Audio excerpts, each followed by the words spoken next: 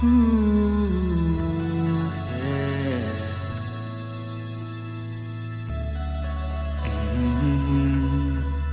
Numva indirimbo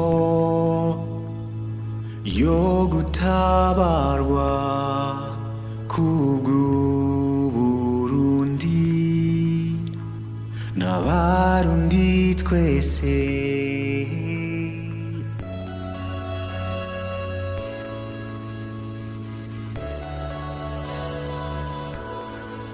Mbonye Uhoraho mu nkomezi ziwe ahagurukanye agakiza kacu.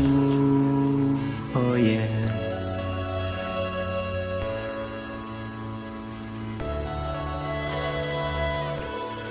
Mbonye abamarayika biwe bateruye inzamba n'ingoma, mbonye ukuboko k'urukundo guseguye imfuvyi n'imbohe.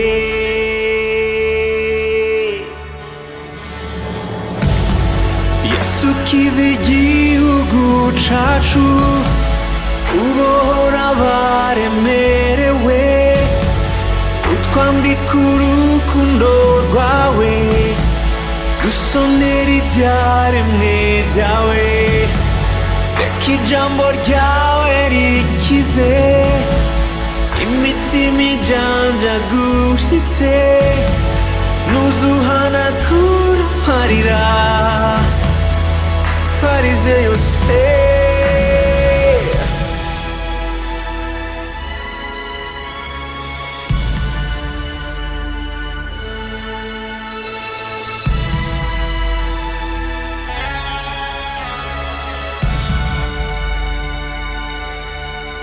Numva indirimbo yo gutabarwa kubw'Uburundi n'Abarundi twese. Mbonye Uhoraho mu nkomezi ziwe ahagurukanye agakiza kacu. Iyo ndirimbo niy'Umuremyi azanye amahoro mu nama zacu. Uhoraho niwe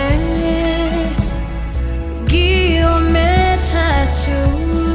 Mbonye abamarayika biwe bateruye inzamba n'ingoma, mbonye ukuboko k'urukundo guseguye imfuvyi n'imbohe.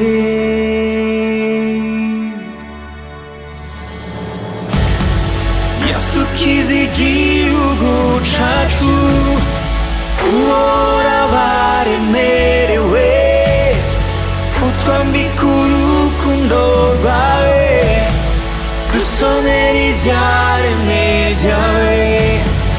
Reka ijambo ryawe rikize imitima ijanjaguritse, nuzuhanagura amarira parize yose. Yesu kiza igihugu cacu, ubohora abaremerewe, utwambika urukundo rwawe, dusonera ivyaremwe vyawe. Reka ijambo ryawe rikize imitima ijanjaguritse, nuzuhanagura amarira parize yose.